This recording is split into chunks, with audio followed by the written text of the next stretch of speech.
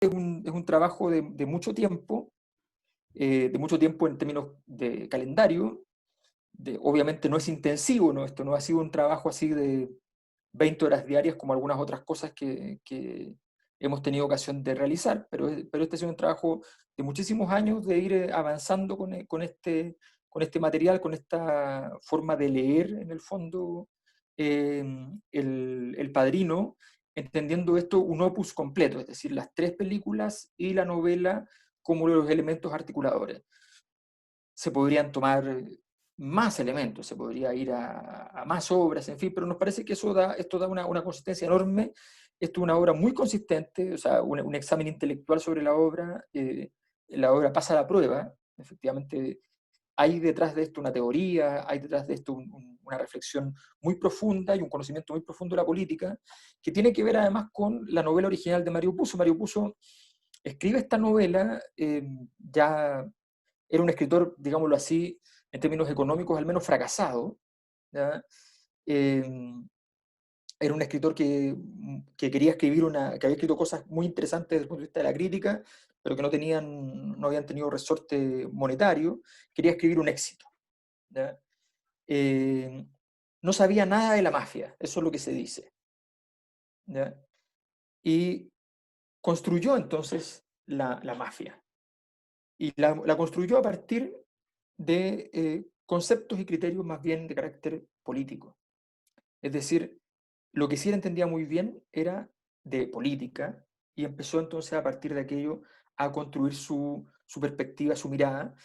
Y yo puedo decir con toda claridad de que una de las razones por las cuales me interesó llevarlo primero a una perspectiva académica y luego a comprender que esto tenía algo así como de coaching político, fue fundamentalmente el hecho de que noté cosas más o menos textuales dentro de la obra escrita, que eran textuales, por ejemplo, de Maquiavelo, fundamentalmente de Maquiavelo, mucho textual de Maquiavelo, y por tanto me pareció interesante que esa reflexión política estaba sobre la mesa con bastante profundidad, con una comprensión de Maquiavelo sutil, elegante, fina, no binaria, en fin. Entonces me pareció muy interesante como una aporte y como una bajada de algo que los casos de Maquiavelo, recordemos, son casi todos casos del Imperio Romano, y en este caso estamos en presencia de casos que de alguna manera nos traen a la vida del siglo XX y que nos convoca y nos hace sentido mucho más claramente. Eso como primer elemento. Y en segundo, una de las falencias, que hay un poquito de situación de contexto, una de las falencias que muchas veces con Mirko hemos conversado, con Darío hemos conversado y trabajado muchas veces además incluso, ha sido la sensación de que en el fondo en Chile la capacidad de entender las dinámicas del poder, eh, en vez de ir mejorando con el paso del tiempo, con el paso del tiempo, entre comillas, democrático, se ha ido perdiendo. O sea, la mayor parte de las personas lucha denodadamente por debilitarse, ¿ya? Y no lo sabe, y no comprende los códigos del poder. Aquí, en el seminario, hay mucha gente que seguramente esto lo ha vivido, porque hay mucha gente que hemos visto que nos escribió pidiendo participar en el seminario y que son personas del mundo de la consultoría, por ejemplo.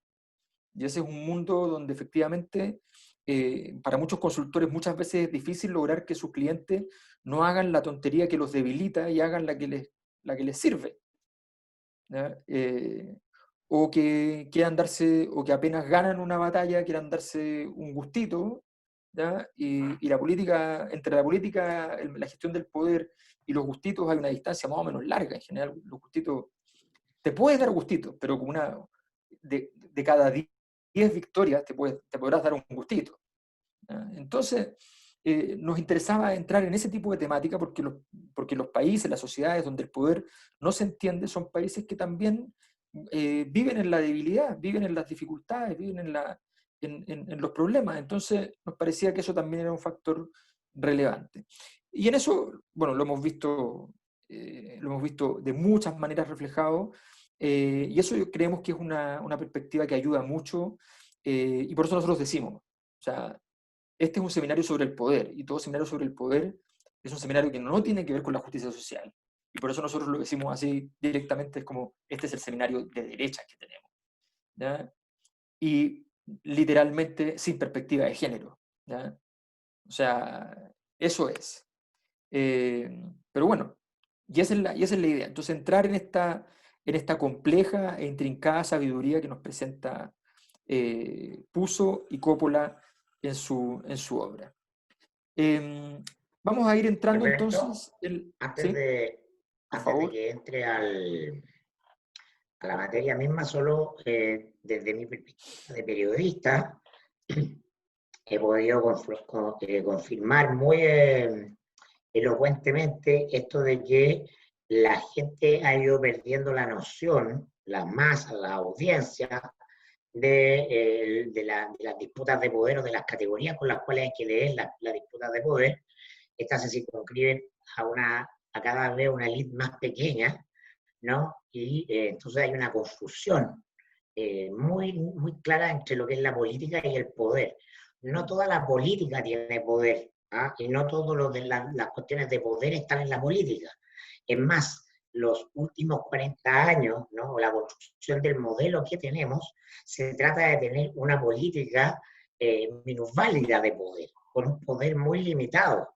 El poder ha estado en otra parte y esta crisis que estamos viviendo aún complejiza más eso porque vemos un traslado desde el ámbito del poder económico mediático, que es donde ha descansado buena parte del poder. Una de las reglas del poder es que el poder está en la sombra. Lo que se hace público es la ritualidad. Y entonces la gente habitualmente en las redes sociales tiende a evaluar con una vara de medición del discurso de lo políticamente correcto, que es el discurso del manual de educación cívica. Y el poder no tiene nada que ver con los manuales de educación cívica ni con la perspectiva de profundizar la democracia, ¿no? Se trata de una cuestión atávica de la forma en la que convivimos los seres humanos y cómo resolvemos el tema de cómo se toman las decisiones y a quién los favorece, ¿no? Eso. Perfecto, perfecto. Efectivamente, y esa es una distinción bien importante en términos teóricos, además, o sea, no es solo una precisión analítica de la que hace Mirko. Efectivamente, la noción de política y la noción de poder son nociones que merecen y deben ser tratadas como cosas diferentes. Eh, y por eso nosotros decimos que el poder importa, porque el poder está en todas partes. Debilitarse en cualquier situación hace que el mundo sea más difícil. Bueno, vamos a dar inicio a este prólogo, que es la primera parte, antes de entrar a las leyes. Lo consideramos necesario y útil. Lo primero es que El Padrino es una ficción cuyo lenguaje interactúa con la realidad de un modo muy intenso. Esto es bien impresionante durante la obra, y cuando uno empieza a conectar los personajes, es bien sorprendente. Los personajes y sus historias, y también esta delicada forma de entender las problemáticas entre los seres humanos, el problema del secreto, una cosa que además es muy potente porque nosotros vivimos en una sociedad sin secreto. Como dice Byung-Chul Han, nosotros vivimos en una sociedad pornográfica en términos informacionales, digamos, o sea, todo está expuesto. eh, entonces, tenemos el tema del patriarcado muy fuerte en la obra, las problemáticas de la familia. De hecho, Coppola, dependiendo de la entrevista, ha dicho, nunca ha dicho esto es una obra sobre la mafia, siempre ha dicho, esta es una obra sobre el poder, o esta es una obra sobre la familia, ¿ya? En fin, o esto es una tragedia, o es una obra sobre el secreto. ¿Ya? Todas esas cosas son reales. Sobre la amistad, la palabra amistad. De hecho, pensé anoche, estaba terminando unas láminas que siempre hago algún agregado, alguna cosa, y, y se me ocurrió que iba a hacer correr programas para poder ver las palabras más repetidas de la obra. No tengo ninguna duda que la palabra amistad es una de las palabras más reiteradas, o sea, es muy potente. Entonces, la particularidad de la obra no es lo importante. La particularidad es que estamos hablando de la mafia siciliana en Estados Unidos. Pero esto se convierte en una reflexión general. Como toda obra importante, tiene generalización, tiene capacidad de ser universal. Y en este caso, esta obra llega a un nivel de universalidad muy sorprendente. Piglia, gran escritor argentino, decía que El Padrino es la última resolución del intento de hacer tragedia con la tradición naturalista. Ahí está el tema central, o sea, son un complejo de obras sin tradiciones internas, tienen algunos cambios es distinto un cambio de argumento que una tradición interna del texto. O sea, si uno pasa del libro a la película, hay varias cosas que son distintas. Eh, Algunas importantes, sobre todo ya en el Padrino 3, muy poquitas importantes en el 1 y el 2. Pero la obra nunca se traiciona. Eso es bien difícil. Las obras en general tienden a entregar, a veces por obligaciones, porque a veces por inmoralidades, por una serie de cosas, tienen que, no sé, yo me acuerdo el típico final de las películas así como súper perversas, qué sé yo, y los productores obligan al director así como, no, no, ya, pero cierra con algo un poquito más familiar, y uno dice, ¿y esta cuestión qué tiene que ver? O sea, no, aquí no hay tradiciones internas de la obra. Eh, entonces, aquí hay una continuidad de problemáticas permanentes y una relación muy potente entre la ficción y la realidad. Las historias son historias reales. La historia de Frank Sinatra con la mafia, la Revolución Cubana, el asesinato de Juan Pablo I, los líos financieros en el Banco Vaticano, los abusos sexuales en la Iglesia, los cónclaves de las familias mafiosas en Estados Unidos, la famosa comisión que efectivamente existió, y esa comisión efectivamente sesionó muchas veces en Cuba, y en esas sesiones en Cuba Frank Sinatra cantó para la comisión la repartición de las ciudades entre las grandes familias de mafias, la historia de Hollywood, la historia del surgimiento de Las Vegas.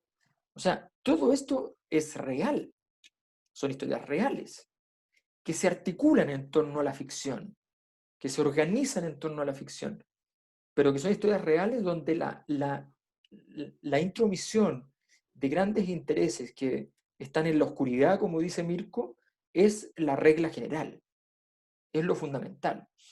Eh, es aquí donde nos encontramos con la enorme capacidad que tuvo primero Mario Puzo y luego Coppola para poder articular toda esta historia en una obra consistente para entender siempre las dinámicas del poder.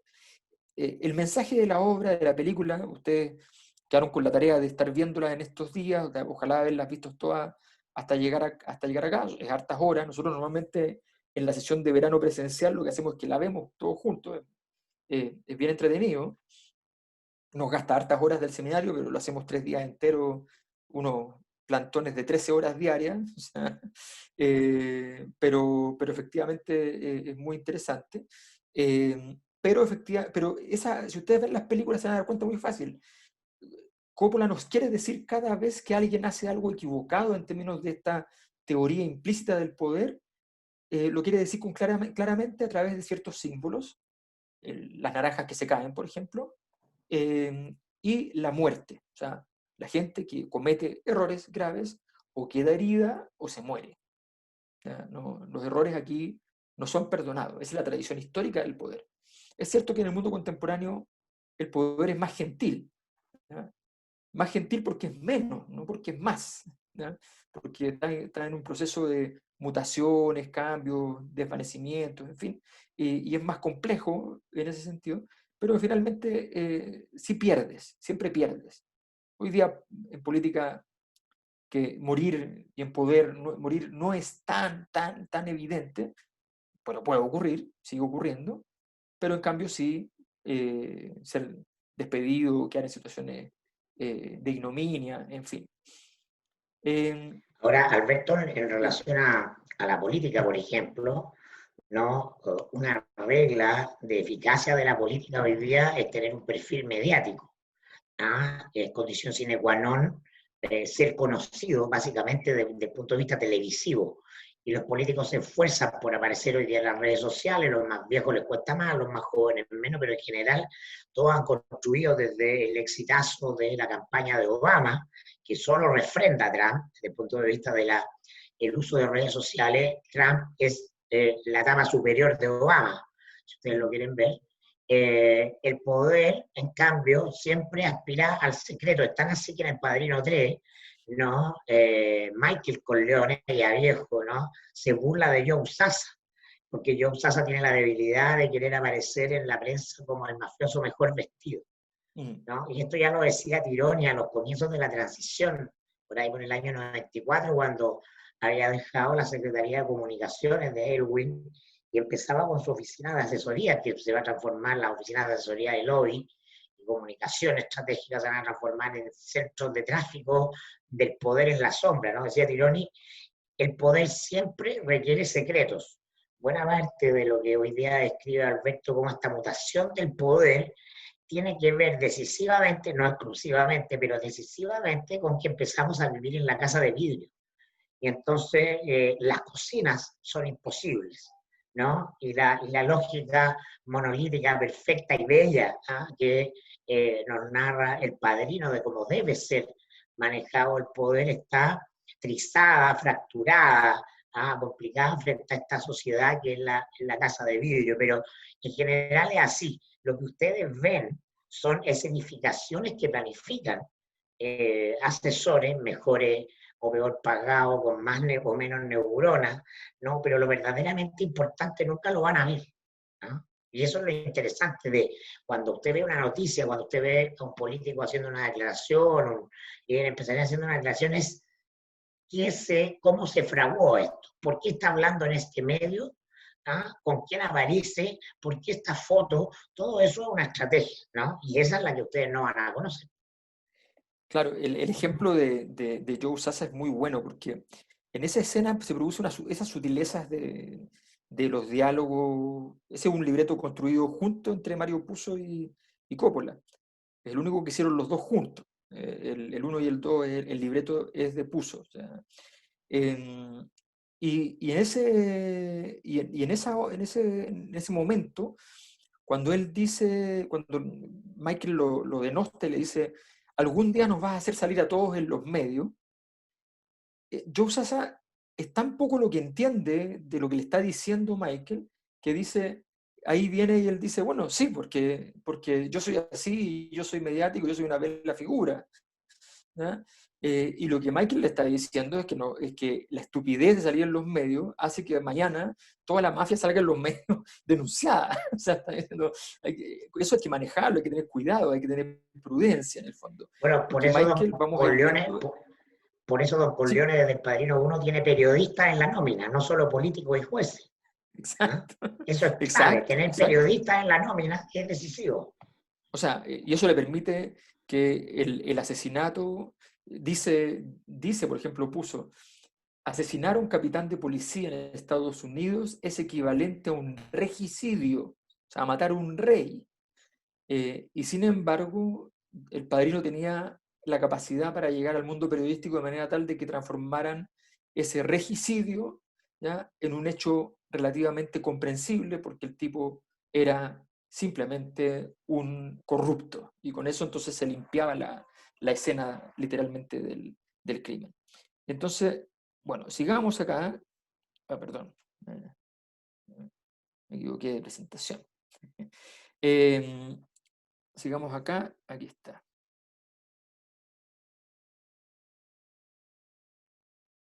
Ok. Entonces, él tiene, Coppola tiene una obsesión como director que es llevar el naturalismo al extremo. O sea, él es un realista total. Quiere además vincular el flujo narrativo al motor de la obra, que es un personaje que aparece poquísimo en la obra. O sea, si uno piensa en la obra, ¿ya? Vito Corleone, la mayor parte del tiempo, ¿ya?, lo vemos al principio muy intensamente, luego queda herido, está herido mucho tiempo, ahí no habla, no habla, no habla, no habla, después habla muy poquitito, después en El Padrino 2 tenemos un porcentaje importante de la obra dedicado a su juventud, pero no es lo importante, es una forma de pormenorizar la relación con el presente, pero finalmente, y hay un personaje que es mucho más fuerte en presencia, pero que es mucho menos fuerte en ascendiente, que es Michael. Michael es el protagonista realmente de la obra. Y sin embargo, la película está asociada a Vito Corleone. Eh, entonces, la gracia es esto es lo que se denomina en literatura el motor inmóvil. O sea, tener un motor de la obra que no necesariamente esté presente, que lo ocupas para mover la obra, incluso y sobre todo cuando no está. Eh, entonces, de hecho, la mayor parte del tiempo que nosotros lo vemos sin poder, o sea, nosotros vemos la obra con un porcentaje muy chiquitito donde él tiene poder. Luego vemos la obra cuando tiene muy cortito, tiene poder Sony, y luego vemos un poder bastante largo ejercido por Michael. Eso es lo que tenemos. Y después vemos un fragmento mínimo, ¿ya? Solo trágico, ¿ya? Del poder cuando ya Michael se lo delega al hijo, ¿ya? De Sony. Digo al hijo porque, el hijo entre comillas, porque es el hijo en la película. Lo que pasa es que en la novela esa relación con Lucy Mancini no había tenido, no tenía hijos ahí. Eso es un cambio para poder cerrar la obra. Entonces, tenemos esa trayectoria donde esta persona, este personaje principal, que no es el personaje principal, sino que es el motor inmóvil, estaba permanentemente conduciendo nuestros destinos a través de la obra. Y el resto del tiempo donde aparece con fuerza es cuando es este recuerdo de su origen, y ese recuerdo del origen, como todo raconto en cualquier obra, no es un momento sobre el poder, es un momento sobre la explicación de la obra. Así que no lo estamos viendo nunca, nunca estamos comprometidos con él desde el punto de vista del protagonista que está luchando por el poder. Eso es muy extraño. Em, Simplemente que remarcar que está muy bien elegido por Alberto el concepto de motor inmóvil, ¿no? Que es el concepto por el cual Santo Tomás de Aquino, en la Suma Teológica, describe a Dios, ¿ah? Porque don Vito Corleone es Dios. Don Vito Corleone no tiene nunca problemas con el poder. Le enseña a su hijo cómo va a tener que lidiar con el poder. Exactamente. Bueno, eso efectivamente, y ese es un elemento súper importante que lo vamos a ver, de hecho, en esta misma introducción, que tiene que ver con con la relación, lo importante de la dimensión mística y que va construyendo el poder a partir de su propia generación, de su propio desarrollo y reproducción. Bueno, a Coppola lo que le interesa es que eh, Coppola primero se afirma muy fuertemente en la novela, o sea, su adaptación o la adaptación al cine, que de hecho se la pide al mismo Mario Puzo, es una adaptación muy fiel a la novela, sobre todo al principio, muy fiel. Eh, y en ese sentido, la novela es el alma de la obra, el espíritu, lo que se entiende como lo que da la vida. Eh, y la película tiene que ser la realidad. Para Coppola la película no es ningún alma de nada, es la realidad. Por eso no es casual su comentario cuando él hace Apocalypse Now, basado en la tremenda obra de Joseph Conrad, El corazón de las tinieblas, que a Joseph Conrad en estas cosas además es muy interesante, en comprender las dinámicas más oscuras y más perversas del poder y la locura. Imagínense la mezcla. Joseph Conrad es un escritor inglés de origen ruso. O sea la mezcla de esas dos literaturas es una bomba extraordinaria. Bueno, a él, cuando sobre esta película, sobre Apocalypse Now, le preguntan a Coppola, dicen, bueno, pero respecto a su versión sobre Vietnam, le dicen, y él lo interrumpe, el periodista le dice, no, momento, le dice, esta no es una versión sobre Vietnam. Mi película no se trata de Vietnam, es Vietnam. Y él quiere decirlo con toda claridad. Él literalmente arrendó un pedazo grande de un país para poder bombardearlo con napalm. ¿Cómo va a ser, cómo va a ser que me digan que es mi versión, mi lectura, mi interpretación? O sea, literalmente hizo una guerra. Esa es la magnitud, ese es el Coppola wagneriano, que quemaba el teatro entero al final de la obra porque terminaba con un incendio. Entonces, el naturalismo es un estilo artístico que está basado en reproducir la realidad con objetividad documental. Y su gran representante, teorizador e impulsor fue el escritor Émile Zola, del cual puso era muy, muy fanático, pero además comienza la novela con un epígrafe a Balzac, que es otro gran exponente del realismo. Y esta famosa frase es, detrás de toda gran fortuna siempre hay un crimen. ¿Ya? Así parte entonces la novela. El realismo estético y el realismo político entonces se están juntando. Esa es la gracia de este proceso. La obra es muy consistente por eso mismo, porque la teoría del realismo político, la teoría del realismo político es la teoría de que la moral del poder, las lógicas del poder no tienen nada que ver con los principios habituales con los cuales operamos en el día a día. El realismo político simplemente consiste en entender quién está acumulando más poder, y quién está acumulando más poder simplemente va a ganar. La política real, la política real es dura, es agria, es amarga, y tiene que ver con procesos y acciones en los cuales la estrategia, la comprensión del escenario, todo eso es muy importante. Y tiene que ver también el realismo político, y eso hay que decirlo, con la fortuna en el sentido maquiavélico, no en el sentido del dinero, la fortuna en el sentido del azar. O sea, tiene que ver también con que hay un porcentaje del fenómeno, de la realidad, que depende del azar, que no podemos controlarlo. El realismo se nota en cosas como esta. En general no vamos a poner muchas imágenes, seleccionamos para hoy día como 4. ¿Ya? Vamos a ver cómo se va viendo, si no igual Darío se las puede hacer llegar a sus domicilios, ¿no, Darío? Veamos, a ver.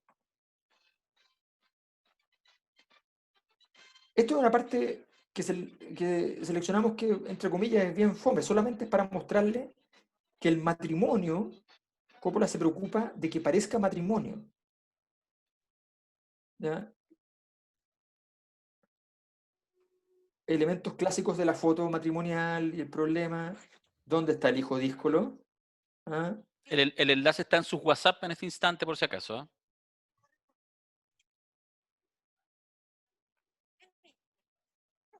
Los niños, miren los niños, fantástico. No está Michael, no sé, en la foto no va todavía. ¿Ah?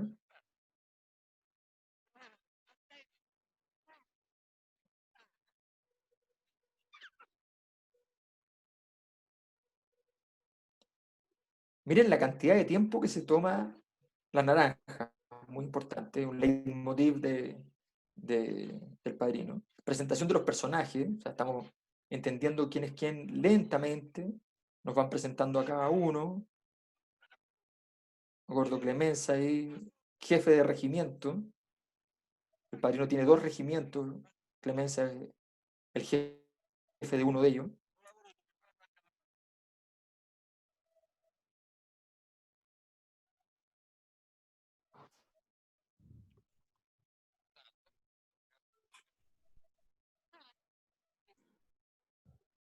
Ese es Lucy, le habló primero a Lucy Mancini, le tocó en la mejilla, después a su señora que lo tenía visto.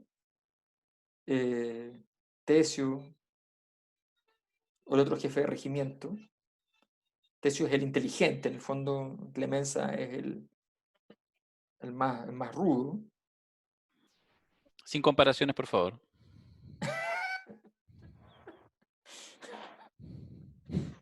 Eso para después de las 8 con un copete en la mano. Y ahí la reflexión de Pauli Gatto, que es un soldado del regimiento que estaba viendo cómo reparten plata ahí, pues los regalos son en efectivo, ¿ya? La gente llega y hace un aporte. Vamos presentando a los jefes de mafia, una mesa poderosa, y no se le pueden tomar fotos a los poderosos, porque los poderosos son, Mirko, son oscuros, ¿no? Se acabó. Te muteaste, Mirko. Ahí, los poderosos se esfuerzan por aparecer lo menos posible. O sea, yo creo que esto es importante acá destacar, justamente sí, yo creo que les debe haber quedado muy claro, pero es evidente, cuando decimos nosotros, este es nuestro gran seminario de derecha, no estamos ironizando, ¿no? Más allá de Piñera, que no vale la pena referirse a él, hablamos de una cultura de derecha en la historia, la cultura del mundo conservador más bien. Es Exacto. la idea de que lo único que vale la pena es lo real y que todo sueño por modificar lo real es peligroso porque lo real tiene una entidad muy fuerte. Y entonces el hecho de que 2 de las 3 películas partan en un matrimonio y la tercera en un bautizo, que son rituales de paso, de etapas en la vida humana desde el punto de vista antropológico súper profundo, por lo tanto son súper importantes, nos habla de que sí se mezclan los asuntos personales con los asuntos de negocio, en este caso con los de poder, porque es en los matrimonios, en El Padrino, queda muy claro, donde además se cortan las cuestiones decisivas. Hay un espacio ritual donde van todos los que tienen algo que criticarle o comentarle o pedirle al don. Y esto me acuerdo yo el año 2005, yo había hecho una revista especial con la Televisa que hacía Caras, que era Caras Hombre, y que en el fondo era mi proyecto de hacer Caras Poder. Y Pablo Longueira le dio una entrevista hablando de poder a uno de los periodistas que teníamos para hacer ese número, y entonces él decía, ¿no? El año 2005 ya empezó la temporada de matrimonio en la derecha. Que te inviten a un matrimonio en la derecha no es que te inviten a una fiesta, es que te inviten a una conversación sobre la siguiente lista parlamentaria, sobre la repartición de cargos, sobre el próximo candidato presidencial. Y eso a Longueira en lo personal a él siempre le molestaba porque tenía una personalidad poco afín a eso, pero era una excepción.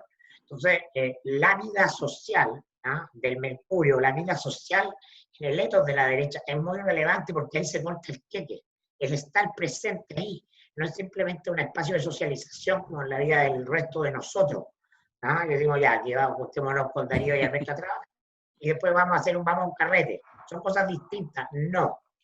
La mentalidad, el etos de derecha, muy posible de manera inconsciente, no implica, ¿no?, la pertenencia a ese mundo, y en ese mundo es tan importante, ¿no?, esos rituales de paso, los matrimonios, los bautizos, las misas, los cumpleaños, que ahí se cortan cosas. Si tú has ido, eres parte del clan y has ido a suficientes bautizos, matrimonios o misa, ya, hay confianza en ti, tú perteneces. No te piden hacer un curso de formación de cuadros, ¿no? Es justamente otra cultura, y por eso es tan importante el capital social en ese mundo, pertenecer a los grupos a los que quieren ascender, ingresar a esos mundos, que son exclusivos, los colegios particulares, los directorios, la pertenencia ahí te da poder. Hay que comprender eso, no solo criticarlo, es decir, también tener una postura de decir, ya no me gusta, pero oye, ¿por qué es así?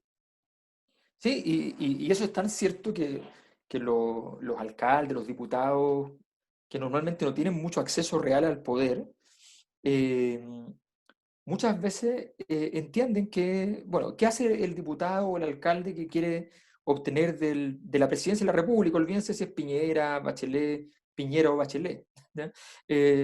Sino que simplemente piensen en qué hace. Entonces, uno desde la ingenuidad podría decir, no, voy a conseguirme una reunión. Eso no tiene ni una eficacia, ni una. Incluso si te dan la reunión, no tiene ni una eficacia.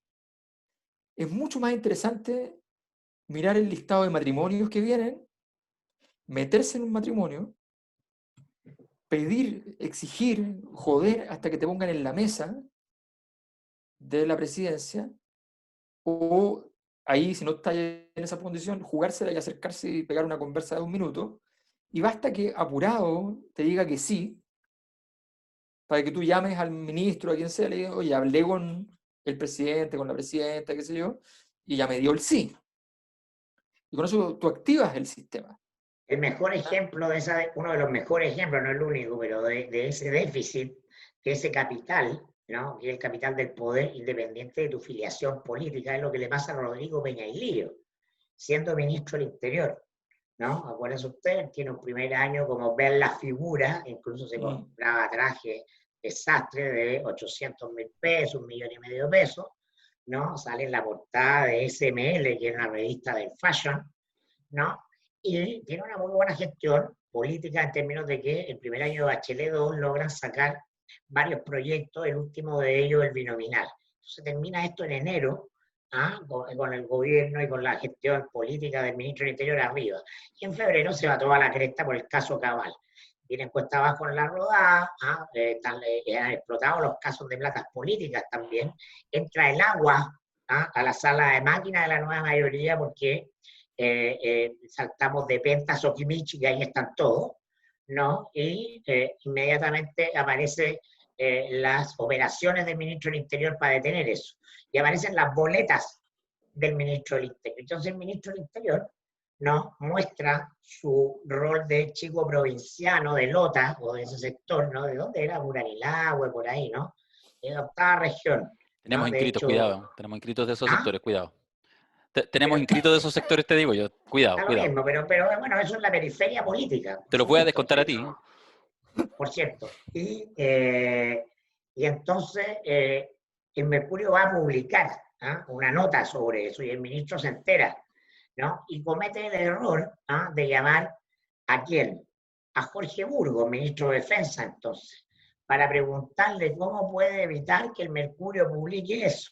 Por supuesto que Jorge Burgos no evita eso, pero es porque finalmente no tiene la capacidad él de llamar a Cristian Segers directamente decirle: hola Cristian, soy Rodrigo.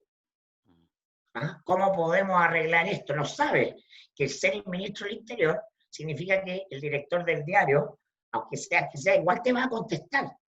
Pero Peñailillo no está seguro de eso. Le es un mundo ajeno. Él entiende que en el Mercurio está el poder de verdad, ¿no? Y que él simplemente va caminando en un campo, en un terreno minado, va pisando huevos, porque está inseguro. Y la inseguridad es muerte segura cuando uno juega al poder. Claro, él estaba prestado, y él sabía que estaba prestado, y los que están prestados tienen que comportarse como que no estuvieran prestados. Entonces, eso está muy claro. Entonces, la gracia de que esta película tiene este juego documental, que por eso se toma el Padrino 2, se toma una larga cantidad de tiempo en estar mostrando la historia original, donde una persona, un hombre, luchó con armas en el límite de convertirse en lumpen solo para poder incorporarse con éxito a la élite norteamericana. Y esto es lo importante entonces, que nos va mostrando que el Padrino no imita a la élite, no quiere no está preocupado de que sus hijos vayan a los colegios de la élite. Le va a importar eso como segunda etapa, con el momento en que la élite lo acepte. Él quiere la mímesis, pero la mímesis no es lo que le importa.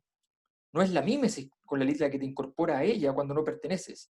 Es su desafío, es su amenaza estructural, es que te tengan miedo y que puedas negociar al final.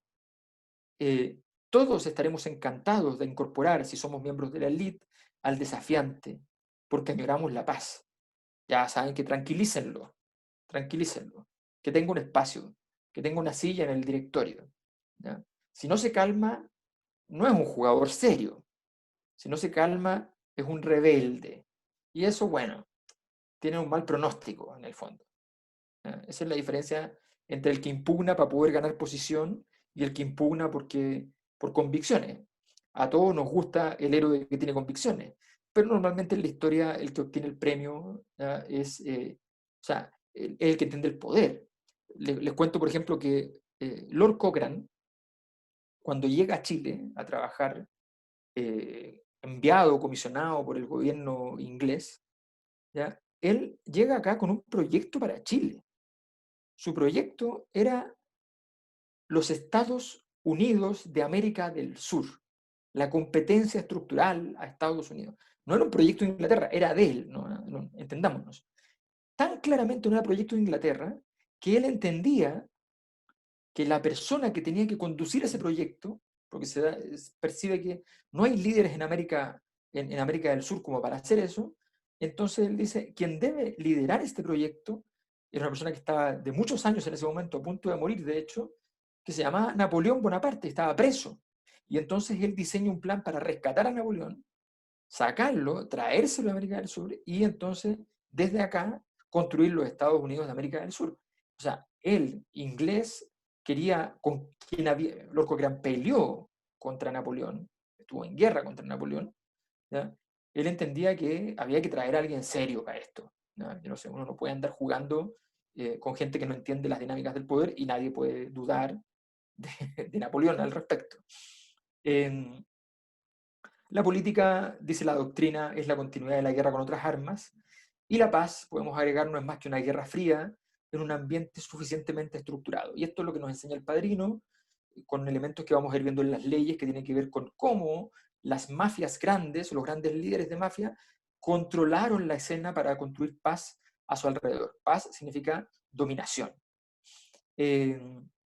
Ahora, detrás de esta obra está también la historia de Coppola, y Coppola se da el sentido muy interpretado por esta historia de Vito Corleone, porque él tiene una historia personal, particular. Coppola tenía una visión ideológica del cine, que era un cine de directores al estilo europeo. Y los estudios de Hollywood le decían, aquí el cine lo hacen los productores, y los directores son empleados. Entonces, Coppola tomó la decisión de fundar su propio estudio, ¿ya? Se consiguió un galpón a 6 cuadras de Hollywood y salió a buscar financiamiento. Medio estafó a un par de empresarios incautos, al que producía petróleo le decía ayuda a hacer la película sobre el petróleo en Estados Unidos más impactante, al que tenía metalurgia, a todos le ofreció algo. Y empezó a conseguir financiamiento para hacer película. Y con él se fueron varios jovencitos talentosos. David Lynch, Martin Scorsese, George Lucas. Este proyecto se llama America Zoetrope. Allí se reunió esta generación de grandes artistas e impugnaron por 10 años a Hollywood. Y Hollywood tenía entonces el problema de que, además, esto era muy hondero, entonces los actores de Hollywood querían actuar en estos proyectos alternativos, incluso sin pago.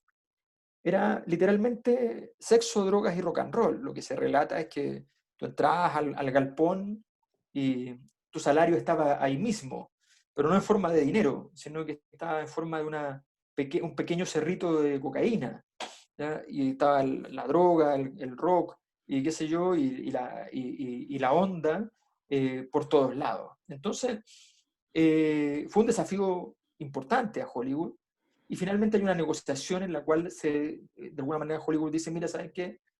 Ustedes tienen derecho, como ustedes, como directores, los que vienen desde allí, desde el proyecto, no todos los directores, esto va a seguir siendo cine de productores, pero ustedes tienen cierto derecho sobre las películas y vamos a respetarle la mirada autoral, todo lo que podamos, y van a tener presupuestos importantes.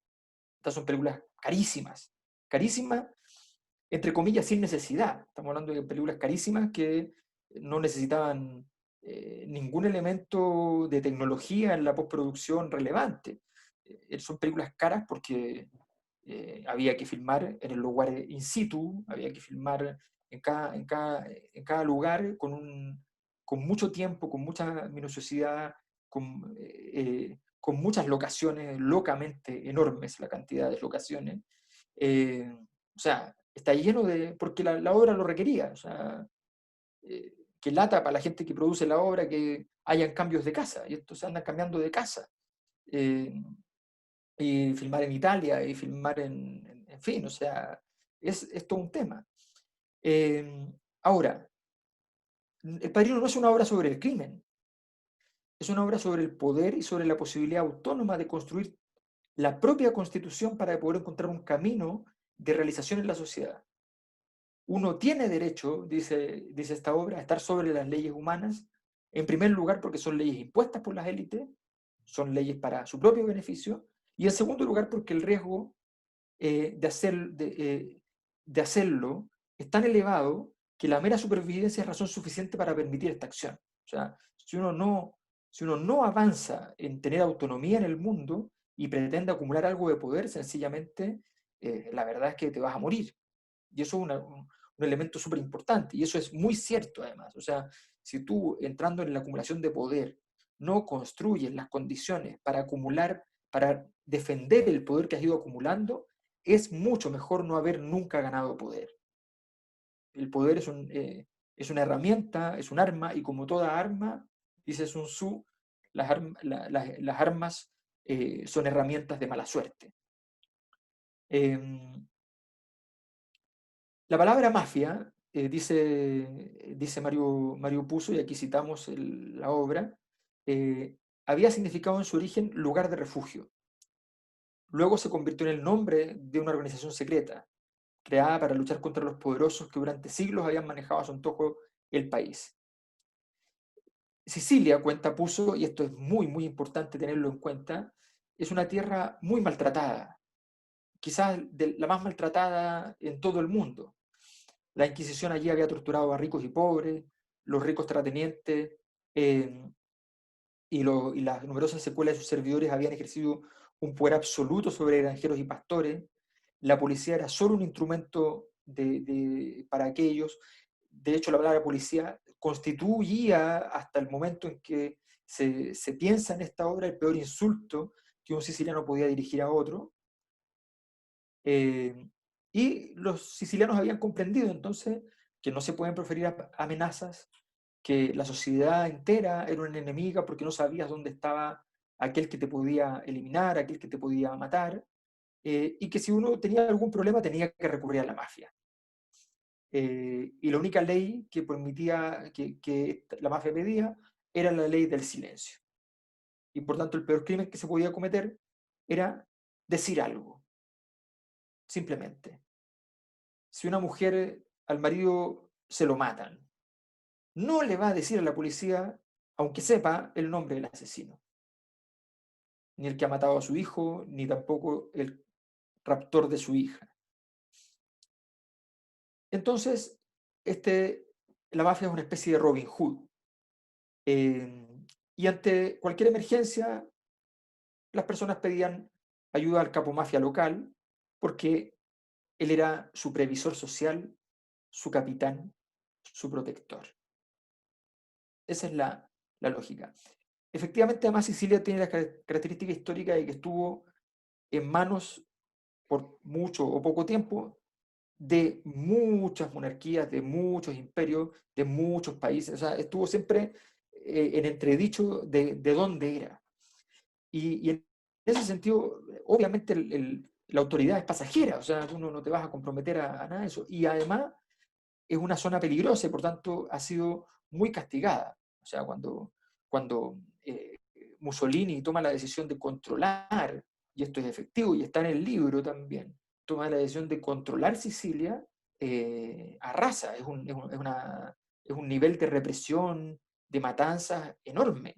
Y nuevamente, igual que la Inquisición, ricos y pobres, no había selectividad porque esto quedaba lejos, en la periferia, eh, es el bar del planeta más lejano de la Guerra de las Galaxias de George Lucas.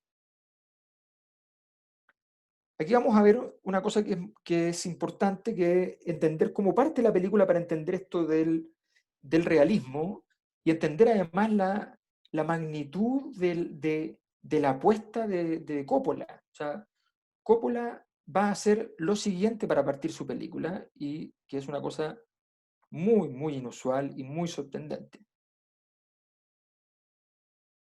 La puse desde el principio para que se vea que es el principio. Paramount, que hasta el día de hoy tiene los derechos de Mario Puzo, la familia los ha demandado y todo.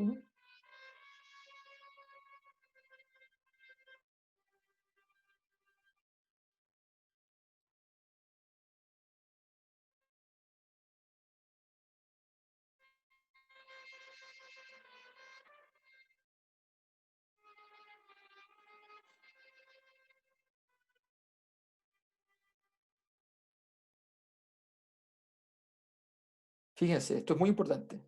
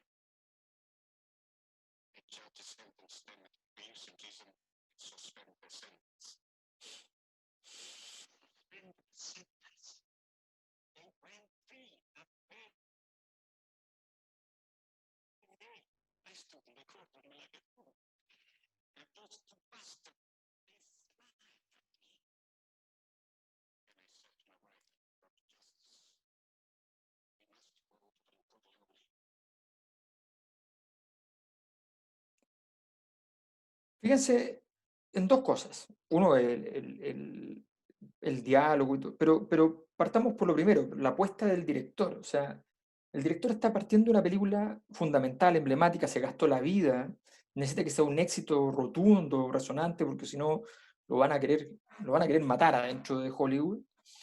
¿Ya? Y la película parte en negro. Y en todo el rato, el porcentaje de la pantalla que está en negro, ¿ya?, es el 70%.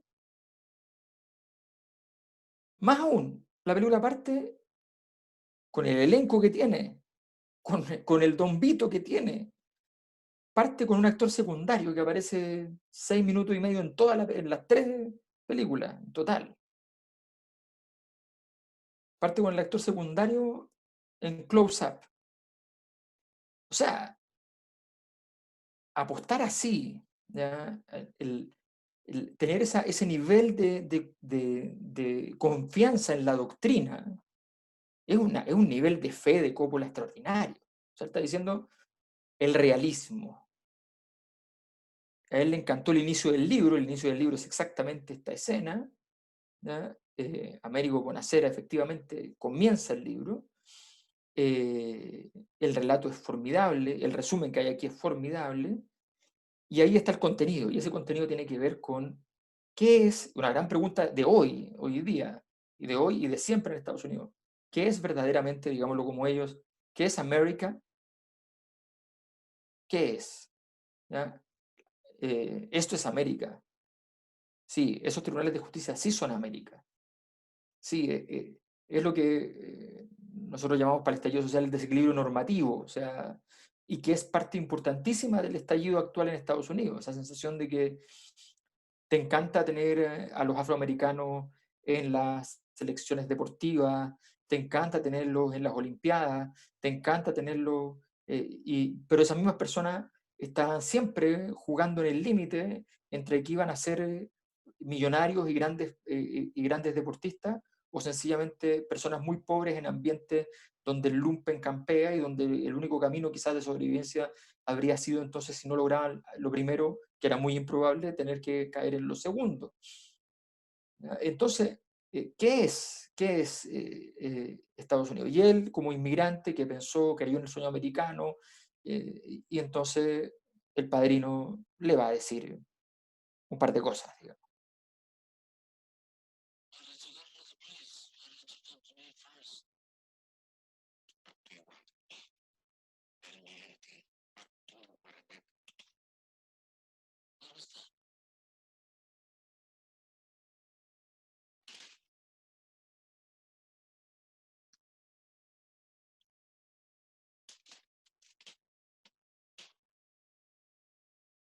Negro, negro, negro, ¿no?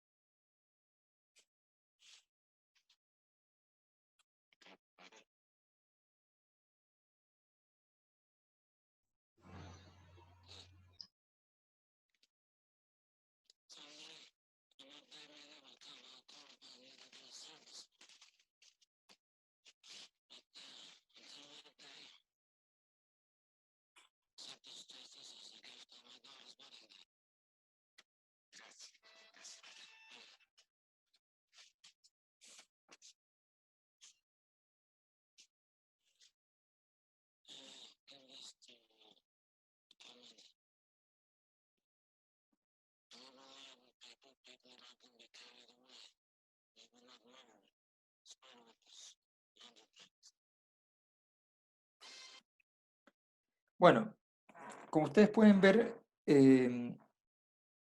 se plantea aquí el esfuerzo inicial de dejar muy en claro este choque normativo entre la norma de la mafia y la norma del padrino respecto a las normas sociales propias de la sociedad norteamericana capitalista. Él piensa que tiene que comprarle y punto.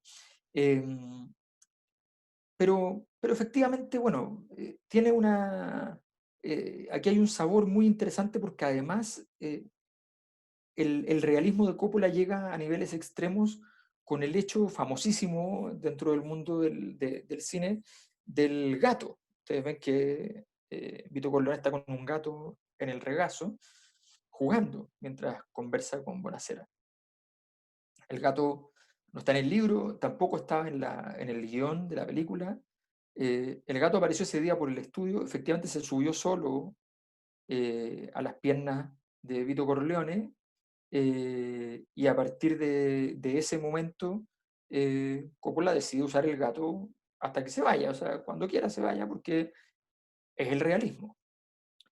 Ahora bien, todo este relato de cuál es el origen de la mafia que nos relata Mario Puzo,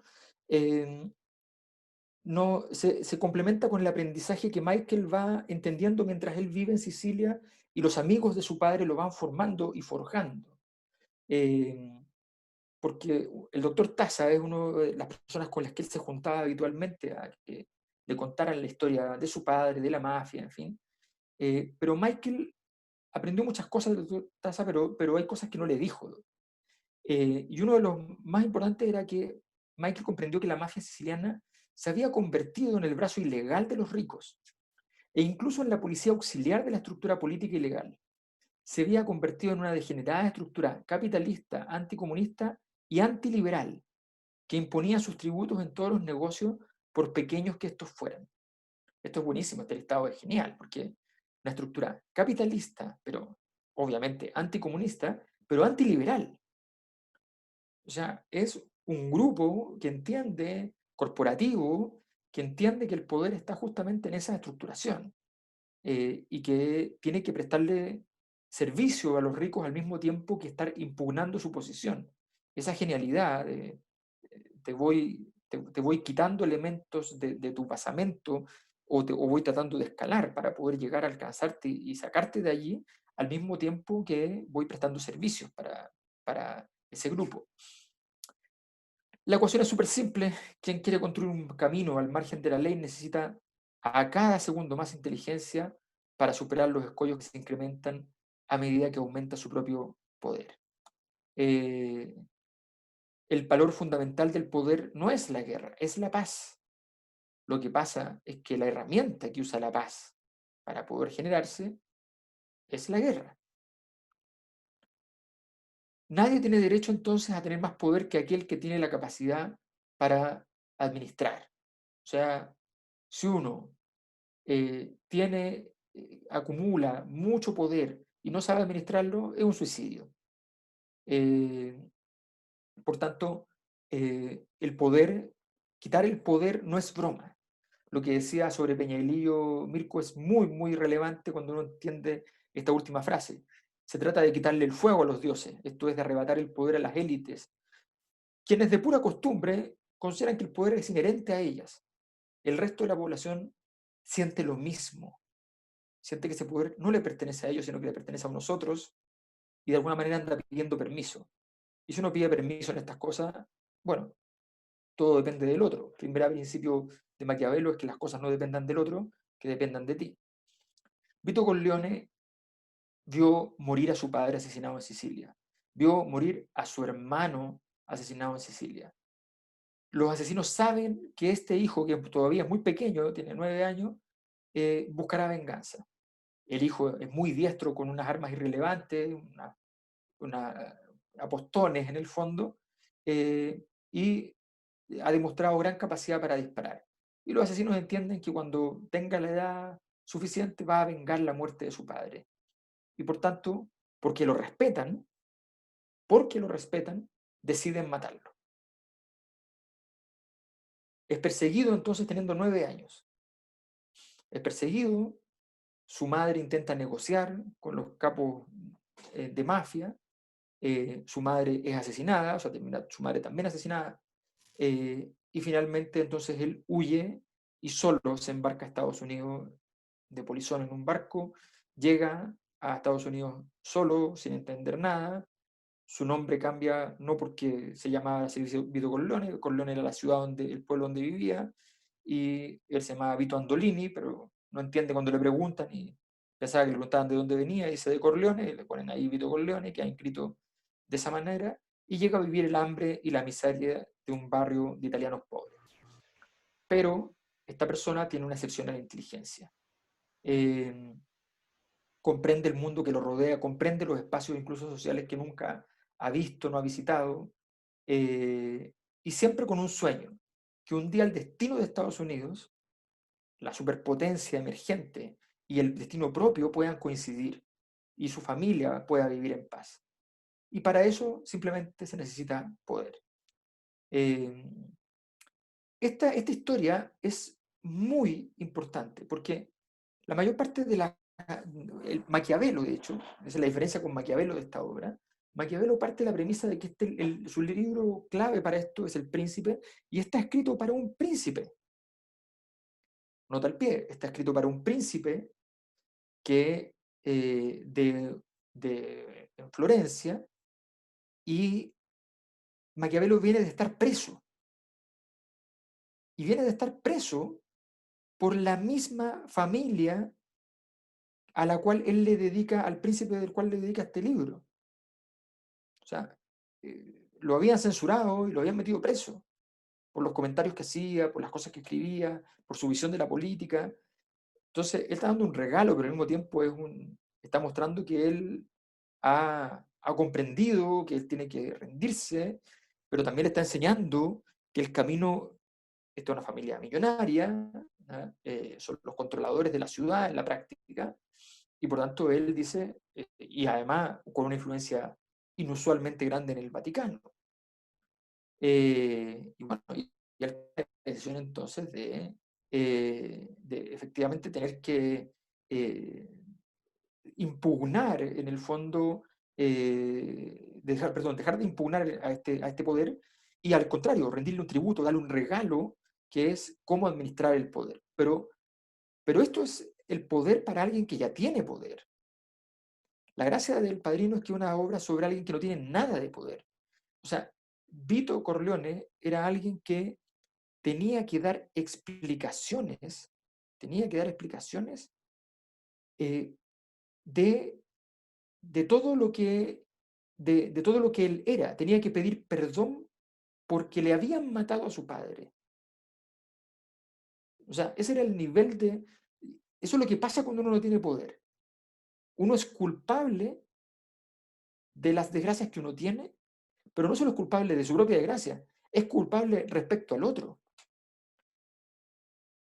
Entonces, la situación era descomunal. Esta tensión dramática entre el niño que tiene que es culpable, ¿ya?, de la muerte de su padre, entendiéndolo así, porque quienes lo mataron lo van a perseguir porque asumen que podrá querer vengarse, ¿ya? Esta persona sencillamente tiene que caminar con un camino muy largo y muy difícil y muy improbable para llegar a ser quien es, el gran capo de mafia de Estados Unidos. La receta entonces del Padrino se encuentra en un punto distinto al de Maquiavelo y al de Sun Tzu. Estos son filósofos del poder. Corleone tiene el poder como filosofía, son cosas diferentes. Para Vito Corleone el poder no solo se gestiona, el poder se crea. Y esta es la parte que a mí más me importó, y esta es la razón por la cual existen las 50 leyes. La gracia de todo lo que vamos a ver es el origen del poder, es la emanación del poder. La respuesta es súper clara. El poder es el que crea la ley. Quien quiere cambiar su propia condición debe situarse detrás de la ley, debe producir la ley. No hay que estar siempre fuera de la ley. Sencillamente someterse a la ley, rebelarse a la ley, no es lo importante. Si alguien aprende a construir la ley, será poderoso. Y Entonces, eventualmente, Alberto, sí, torcer la ley. por Cualquier, supuesto.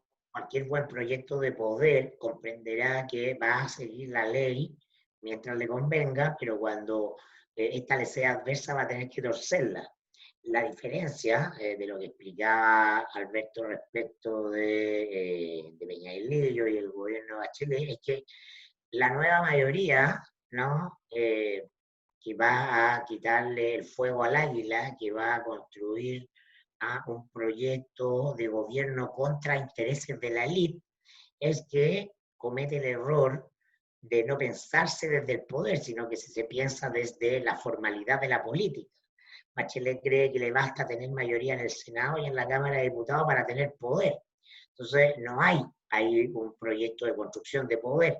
Y justamente viene a impugnar al proyecto de poder anterior, que es la concertación, ¿no? La concertación gobierna 20 años no porque le va bien en las elecciones, sino porque tiene un proyecto de poder producto de la experiencia de buena parte de sus líderes en el exilio, ¿no?, en Italia, en México, el proceso de comprensión de la naturaleza de esto, y esto se explicita muy bien, puede ser una analogía además con la escena de Bonacera, que es la que da comienzo al Padrino, cuando en medio del Mopgate, ¿no?, y va la investigación del Mobgate que empieza el diario La Tercera, la investigación judicial que sigue, ¿no? El escándalo que empieza a generar las dudas de si Ricardo Lagos, por ahí el año 2003, va a poder terminar su mandato, o este escándalo de corrupción lo va a votar, ¿no? Deciden aplicar las reglas del poder y la investigación acaba en el ministro de Obras Públicas, Carlos Cruz, ¿no? Y Carlos Cruz sabe que el proyecto de poder implica que en ese minuto él tiene que ser el cortafuegos, ¿no? Y Carlos Cruz va, por cierto, a Capuchino, pasa algunas noches en Capuchino, se autoinculpa de todo, porque lo que venía de no hacerlo era que eso escalaba hasta el presidente de la República, y a cambio de eso, ¿no? Recibe pega eterna, gratitud y sueldo en la oficina de lobby de Enrique Correa, ¿no? Y todavía está teniendo su oficina ahí con vista al Cerro San Cristóbal, la oficina Carlos Cruz da vista al Cerro San Cristóbal, ahí en el piso 24, ¿no? De Carlos Antunes con Providencia, al frente de las torres de Carlos Antunes, ¿no? Y entonces sabe que tiene que morir, ¿no? Que la regla del grupo es que el asunto no puede escalar. Bueno, eso es un proyecto de poder, ¿no? La debilidad de un proyecto de poder se empieza a ver cuando los que son parte de un gobierno se van hablando, se van gritando, se van pegando patadas, ¿no? El proyecto es fuerte cuando el que se va mantiene la humildad, porque sabe que a cambio va a entender eso. Bueno, lo que ocurre con Carlos Cruz, por cierto, es completamente ilegal desde el punto de vista de la teoría de que las autoridades deben contar todo lo que saben, etcétera, etcétera. No, no, no. Eso es para los ciudadanos que no tienen poder, ¿no? Cuando la autoridad coincide con el poder, se entiende que la ley hay que esquivarla, hay que burlarla. Y eso es lo que ocurre en ese caso. Exacto. Entonces, bueno, esa es una gran historia que algún día tendremos que trabajar, el caso Mobgate. Entonces, el poder, en el fondo, y lo que nos muestra el camino del padrino, es que el poder comienza en la materialidad. Es decir, el padrino empieza a ver, Vito Corleone empieza a ver, lo vamos a ir analizando, empieza a ver que hay ciertos negocios que son materialmente útiles. O sea, si uno vende aceite, pero al mismo tiempo tiene los camiones sirven no solo para eso. Y cuando viene la prohibición del alcohol, entonces los camiones le sirven para traer alcohol ilegal, ¿ya? Mezclado con el aceite. Y entonces puede empezar a tener un gran negocio asociado a eso. Él ve como una gran oportunidad la amenaza de la Segunda Guerra Mundial y la amenaza del nacionalsocialismo, y se da cuenta que se van a poder hacer muchos negocios en ese momento. Lo primero es la materialidad, que es la cosa más pedestre, ¿ya? Es montar un buen negocio, tener tu propia cosa nostra, ¿ya? Y bueno, y con eso tener algo con lo cual donde afirmarte. Pero cuando el poder crece, se torna en instituciones, en normas y en valores. Cuando tú puedes empezar a establecer tu doctrina, cuando tú puedes hablar con Bonacera y decirle, a ver, tú no estás entendiendo las normas importantes aquí. Cuando tú eres una institución, cuando puedes proponer nuevos valores, eso es otra cosa. Cuando el poder es inmenso, se torna metafísico. En la vejez, esto va a quedar demostrado en una escena de Don Vito Corleone con Genco Abandando, que era su consigliere hasta ese día, el día que Genco muere. Genco, que era la marca de aceite, Genco, que Vito Corleone crea en Estados Unidos cuando se asocia finalmente con el padre de Genco, que originalmente hacía aceite y traía aceite. Y vendía malamente, con un negocio muy, muy, muy empobrecido, y Vito Corleone lo hace crecer muchísimo, pero le pone la marca a su aceite, la marca de su amigo, el nombre de su amigo, que va a ser su consigliere, Genco. Y aquí tenemos un fragmento fantástico.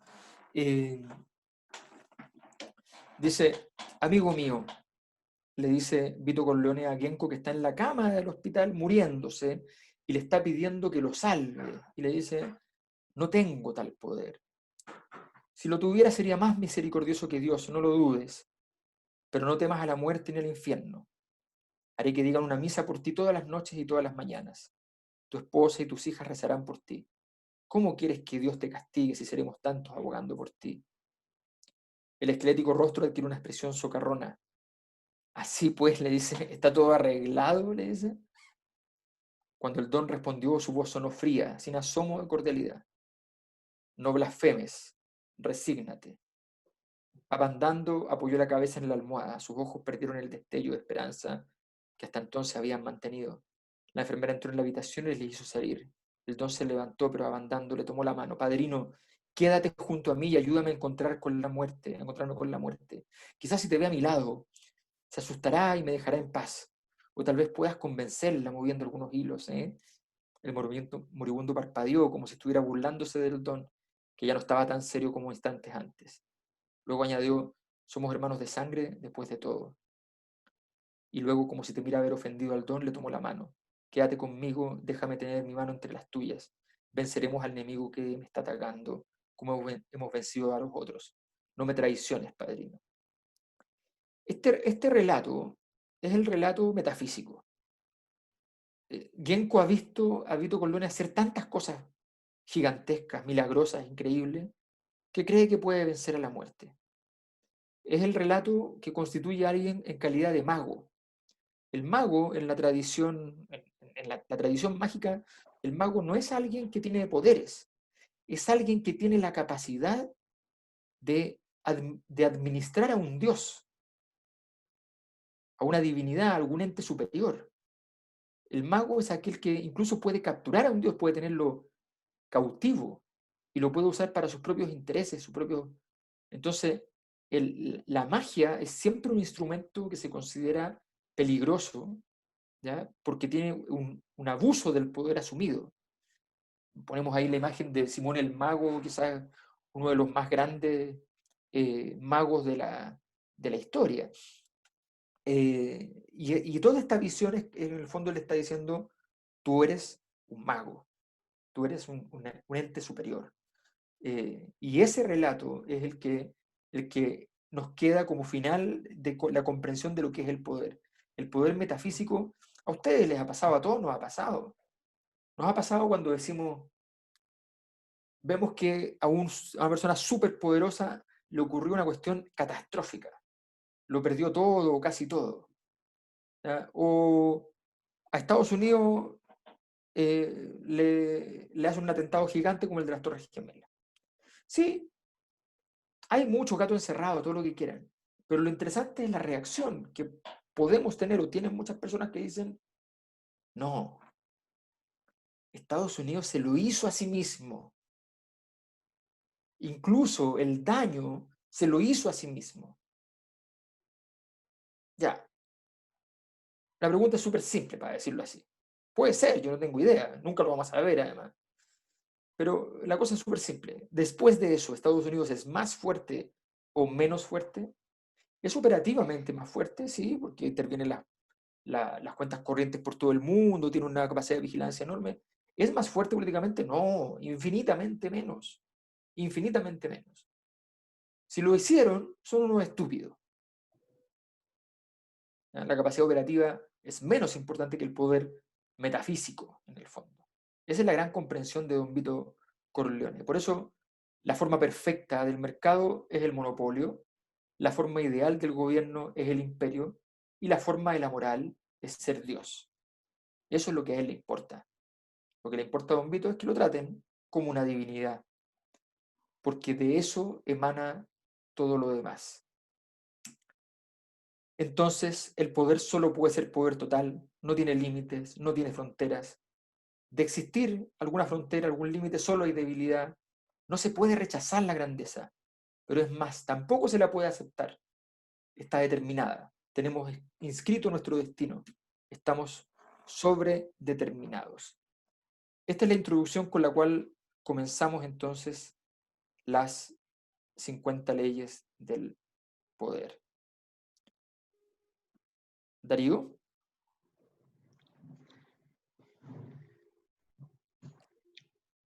Darío, ¿estás ahí? Ya, ahí estoy. Qué bonito. Me quedé como tenso nuevamente. No sé. Sí, el que... Oye, pero bueno, en fin. Ya, hacemos la pausa entonces. Vamos a hacer una pausa. Son las 5:10. Y vamos a 15 minutos, vamos a un alto, y a las 5:25 retomamos para ya entrar en las 50 leyes del poder del padrino, así que ahí las vamos a ir desmenuzando uno a uno. Ese es un bloque largo, potente, así que con café cargado, o con whisky, o con ambas, ¿ya? Así que hacemos un alto entonces hasta las 5:25. No es necesario que se salgan, ojo, sencillamente el que quiera se para, pone, o siguen conversando, ahí pueden hacer lo que quieran. Yo me voy a mutear para Oye, poder hacer un café. ¿Qué pasó? Darío, estamos ¿Sí? viendo la pantalla de Manuel para que saque el screenshot. Ya, ok, lo hacemos de inmediato, aprovechamos la pausa. Ya, Ok, vale. paramos entonces.